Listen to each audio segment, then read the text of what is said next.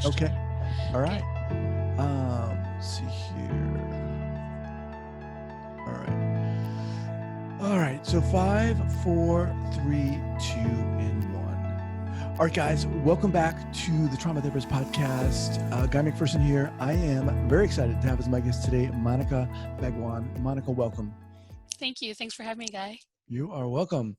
So Monica is a practitioner and thought leader in applying an understanding of trauma and trauma-informed care to public health nutrition initiatives. She currently serves as an educator and program manager at Leah's Pantry, an innovative public health nutrition nonprofit in California. Leah's Pantry creates resources, conducts community programs, and provides training to other nutrition professionals.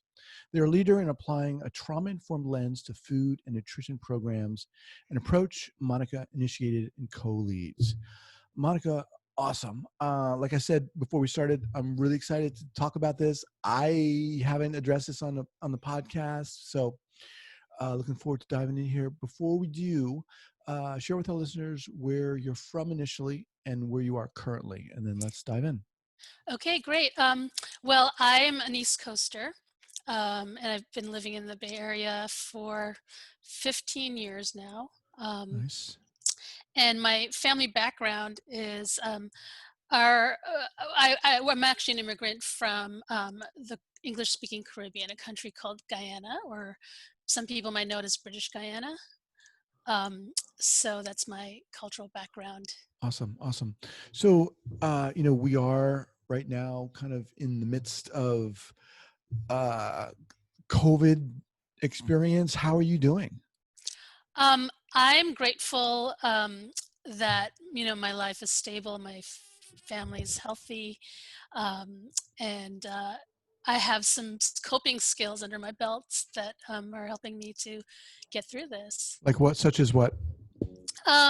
Well, a lot of mindfulness practice, a pretty, robust physical exercise practice, and just using the skills and the practices that I've learned from understanding trauma and therapeutic practices that I've picked up from all the wonderful clinicians out there who share these things. So reaching out to friends really intentionally, and especially with phone calls, which is something we've lost in the last few years. So having just phone conversations really nice.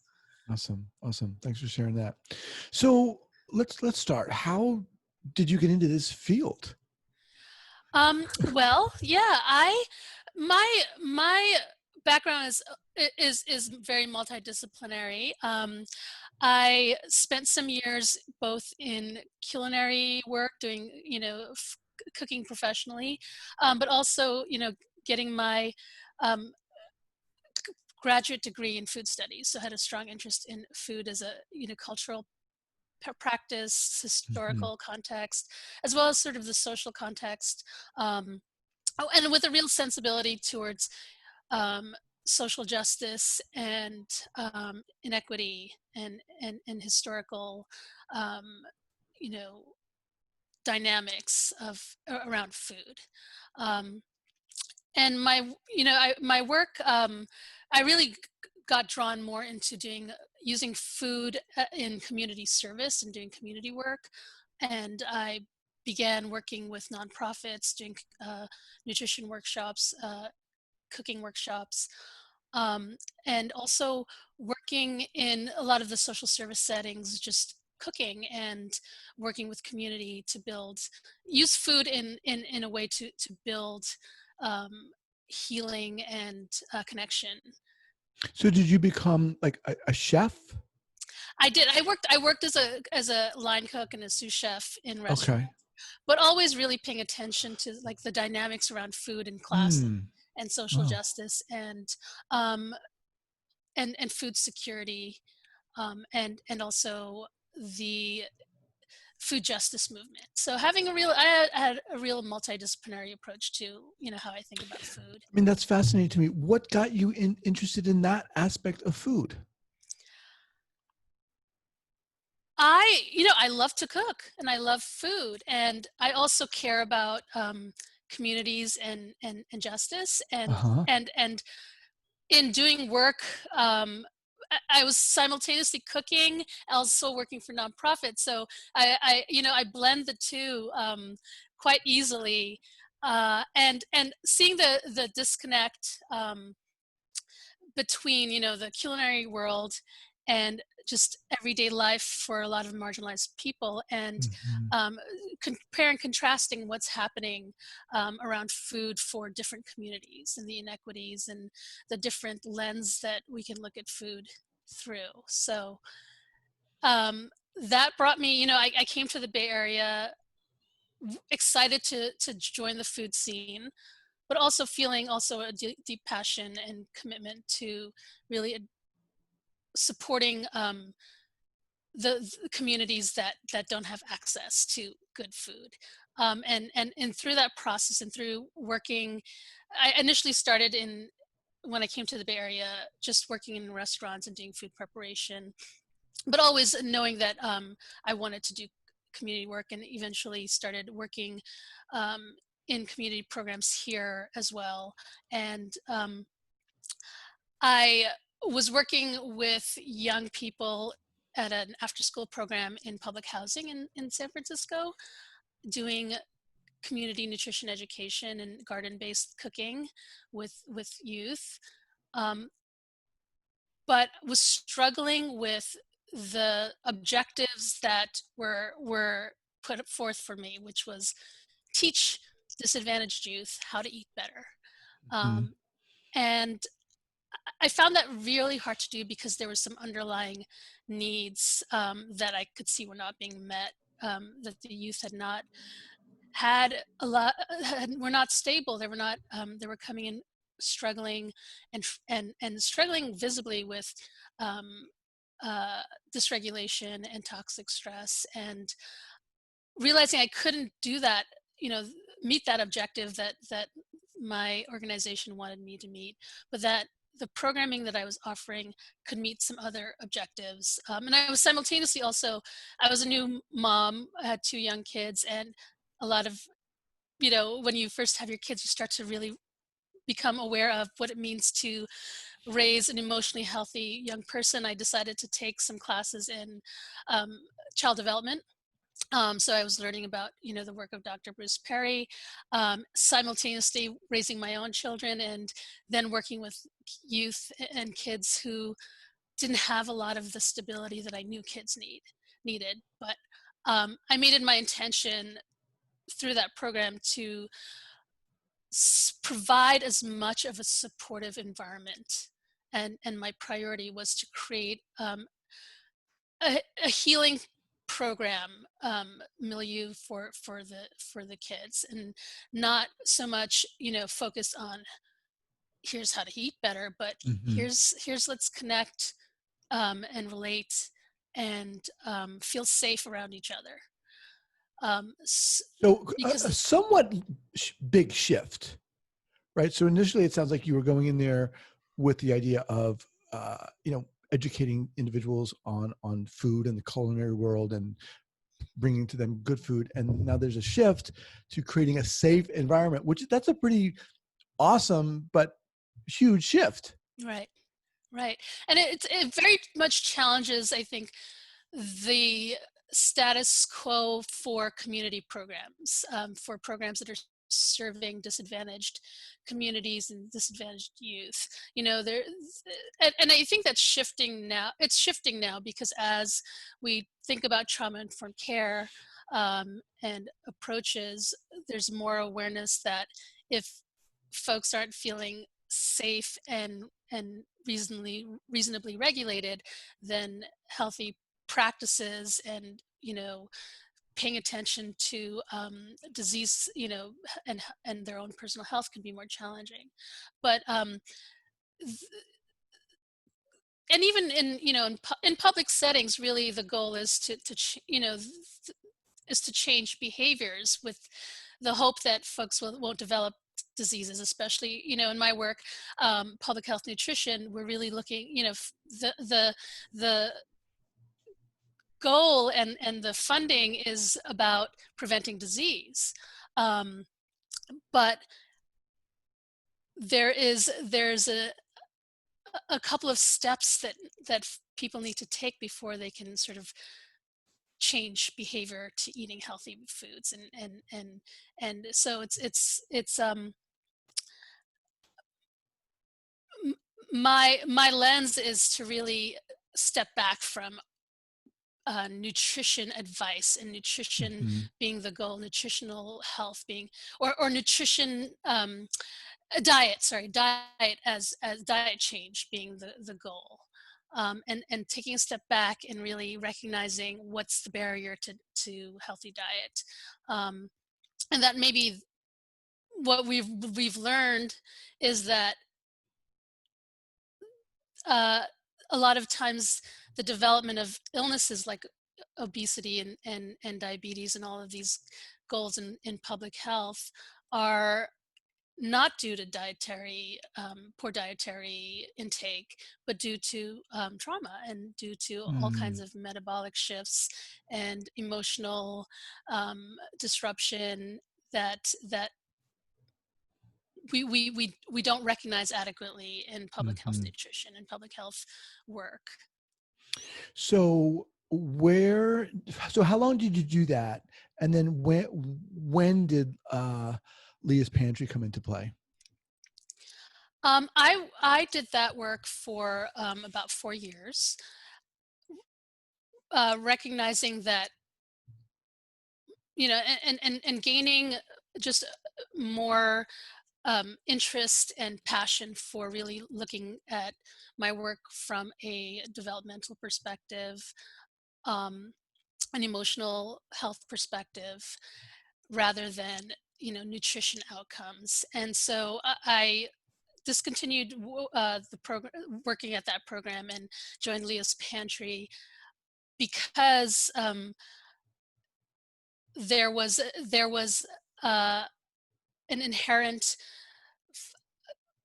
interest in innovating, and working relationally with the clients that we serve in the settings that we work in, which was primarily in very low income settings. So I just felt a real strong alignment with the work at Leah's Pantry, because it's so much about thinking relationally and thinking integratively, and multidisciplinary thinking, which is unusual in the public health nutrition world. So if we can, let's get specific about what it means to address nutrition through a trauma informed lens and what it means to work with individuals uh, with nutrition and simultaneously think about creating safety and having that trauma informed lens. I'm curious what that would look like. Well, so we look at it three ways. First, the communities that we serve, they're primarily not accessing mental health services. So when they're engaging with programs like ours, we are one of the few.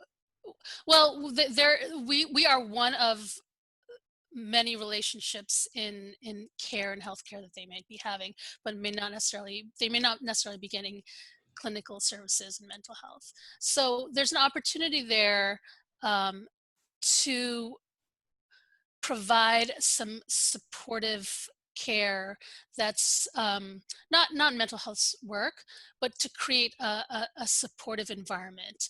Mhm. Um, and so a lot of folks who do this work, they're nutritionists or dietitians or nutrition educators, but may not have sort of the the practice of how to relate to people, to create safety, um, to be relational, to allow people to express what they need to express, and to be really grounded in um, their emotional, the emotional relationship as well. So um, we see there's an opportunity for those of us who are working in these settings. We bring some nutrition knowledge, and some good practices, but we can work with people um, in creating sort of a context that feels reassuring and Hmm. that feels trustworthy. And so applying those trauma-informed principles that mental health providers use. So you're doing that as a uh, nutrition professional first and foremost. You're bringing those practices and perspectives into play. Yeah, so we're I do a lot of training with practitioners. So we bring an awareness of what do you need to do to set the stage for your work, not just bringing nutrition knowledge, but how do you work with people because you're in a relationship and you're creating a community context. You're working in a community context. You're working with people who are different from you. So, or you're working with people, and you're working with people who are living through trauma, community-based trauma right now, Hmm. um, as well as there's historical and generational trauma, Hmm. and individual trauma. So, what awareness and understanding do you need to bring? You can't So just walk let's, in. if we Yeah. could, let's get specific. What would that look like? You're going into a community or an environment where you would have to do that. What would break it down for us? What does it look like? Um, well, it looks like bringing letting go of your outcomes, your sense of what the outcome should be. A lot of us are working who come to work in community settings for in nutrition is we really do want to see people stop unhealthy behaviors, like or change dietary behaviors, and so there can be an agenda that comes off right off the bat that kind of engenders a lot of mistrust. So it really starts with bringing some awareness of the ways that public health systems, you know, practitioners, previous people who came before might have um, harmed the communities that we come in contact with, where they've not had the kind of care they needed, or they've been judged. So bringing that awareness and Hmm. being acutely aware of how communities already perceive you. I kind of want to get more specific in terms of Mhm. what it looks like when people walk into your room, kids walk into your room. What do you do? I'm interested in you say you're creating an agenda. Be more specific. What does it look like? How do you address that? Um, when I build a program, if I have the opportunity, there are a lot of limitations in public health to build a program, but when I have the opportunity to build a program, um, I actually like to start with finding out from the community whether my idea of what I'm going to bring is something that they want and they need, um, or even asking, what is it that your community really wants or needs. So whenever possible, that's the first step. um, I think that we also fail to recognize that people have been using, food and food behaviors in low-income communities and traumatized communities can be seen as pathological. And so um, we often come with this notion of fixing those behaviors, Mhm. um, when in fact there's been an incredible wealth of resources where food is used in healing and connecting.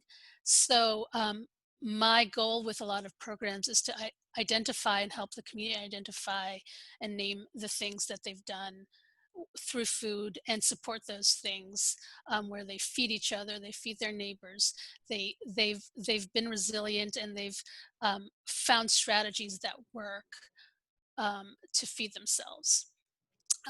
And so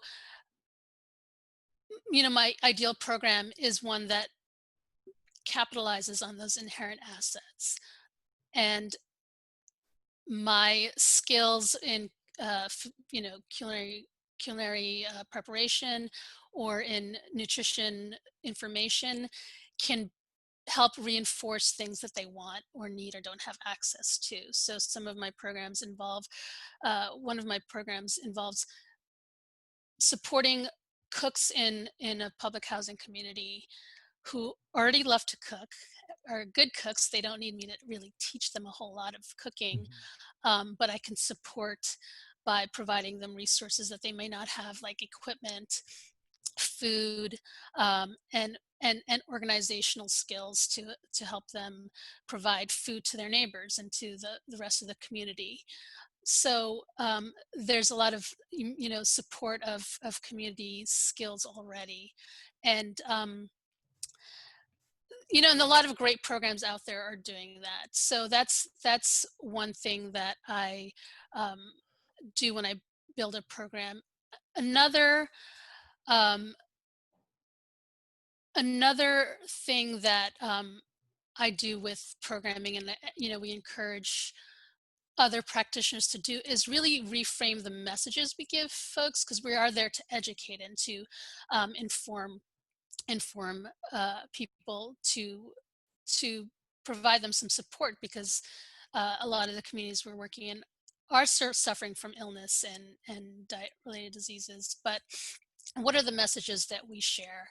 um, you know are we sharing messages that where their bodies are a problem, that their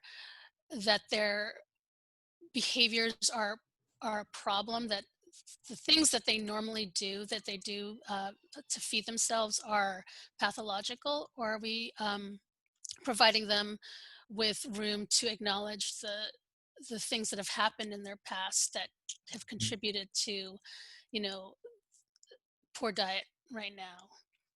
um, It sounds pretty. I mean, it sounds pretty intense to be bringing these two food and trauma together in a setting. Sounds really intense, and I think it's beautiful what you're doing.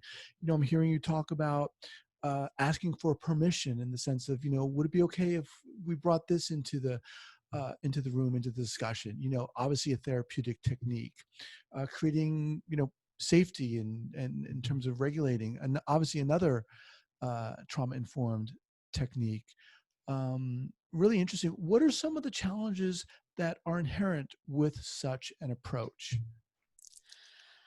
well, this is emerging work. The challenge is that,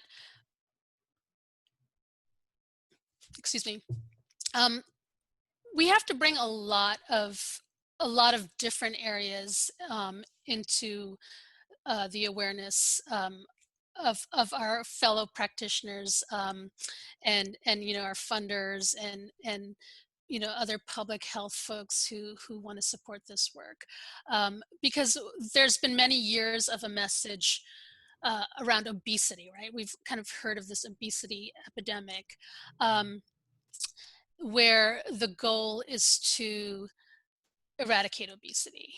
And so then we say, well, food is the problem, and how people eat food is the problem. Um, but what we are actually have to say, and this is what the author of the ACEs, Adverse Childhood Experiences study, concluded, is that he said, Dr. Felitti said, that obesity is protective. It's a solution to a problem. It's not the problem. Um, and so just that alone is kind of a radical in our world, because we've framed things so long as this obesity epidemic. So we're working right now on reframing this obesity epidemic as a trauma epidemic, um, and the communities that we're trying to reduce rates of obesity in are ones that face enormous community trauma, and as well as individual trauma, and a lot of this is because of inequality and racism. Um, that's a that's a big topic right there. Um, Just going back for a second, was he referring to obesity being like a coping mechanism, in the same way that addictions can often be coping mechanisms for underlying trauma? Yes, Yeah. exactly. And you're probably familiar with the research as well, and the ACEs study. But it, he was doing research. He was actually doing an obesity prevention program at the time, when he came across, the ACEs, adverse child experiences, questionnaire. Developed a questionnaire, um, and and realized that even if you could get people to change their diet, um, that was not a permanent Right. fix, because the psychological mechanisms that got them there, were still at work. So we're trying to bring that awareness into, the public health system. So we have a tall order. We've made it a tall order. We do work in communities, and we're working, directly in communities to bring, to bring a supportive environment, and to build community connection, because we see that as, um, priorities of the programs we do, not convince people to necessarily Hmm. give up the foods that they may, Hmm. be eating.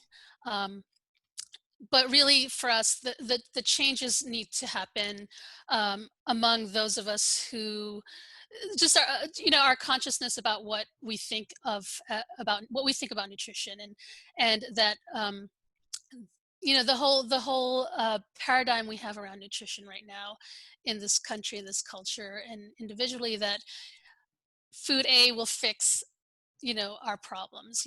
This right diet and this right food, fixes our problems.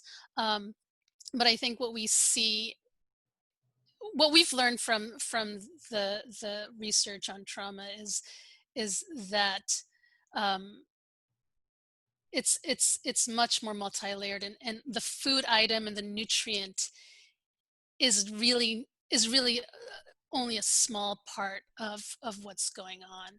And so have to address the bigger picture, and the bigger issues. And I think that, what we are seeing around COVID, and how people are engaging in conversations around food right now. And there's a lot of chatter about, now I'm stress eating, and we talk a lot about stress eating. Um, but and I think what we're now that we're experiencing it kind of on a daily basis, I think it it erodes some of the assumptions we have about nutrition. And, um, that it's super easy to eat a healthy diet, and to stay healthy. You know, you just have to eat better. And Right. I think most of us are recognizing that that's not true, and that our stress response system, um, has so much more to do with it. Wow. So I mean, fascinating work, like I said, and it definitely sounds like it's super challenging to be introducing this concept uh, to, especially in the public health sphere. Um, well, let's shift gears here, Monica. In terms of um, educating and informing the listeners of this podcast, what go-to books could you recommend? And I often say, whether trauma related or not, but in this case, I would love for you to share some kind of on topic choices. yeah, well, I have a couple. Well, right now I'm reading, um, a book by Robert Wright called, "Why Buddhism is True," and, he's really looking at, um, you know Buddhist spirituality and neuroscience simultaneously, to kind of explain the same phenomenon. And he talks a lot about self-control. And so I really appreciate that lens, that we can understand this concept of self-control, um, in both ways. And they kind of, Buddhist spirituality and neuroscience kind of say similar things. Um, and that, he talks a lot about food, and how, our concept of self-control around food is so much different than what we assume it is. Mm-hmm. Um, so that one I'm finding really informing how I think about this topic. Uh, and next on my bookshelf to read, and has been highly recommended to me, is Casey Lehman's Heavy.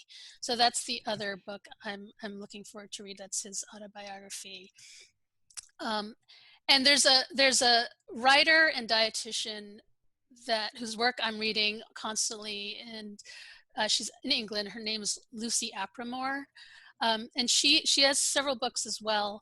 But I think she writes about this topic very, very eloquently, about what it really, really means to nourish yourself when you've experienced trauma, when you're stress Mm. eating, when your body and your sensory systems have kind of become very disrupted.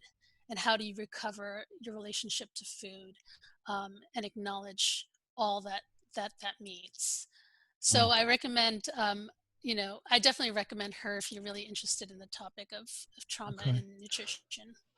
We'll have those linked up at the show notes page at the traumatherapistpodcast.com. So why Buddhism is true.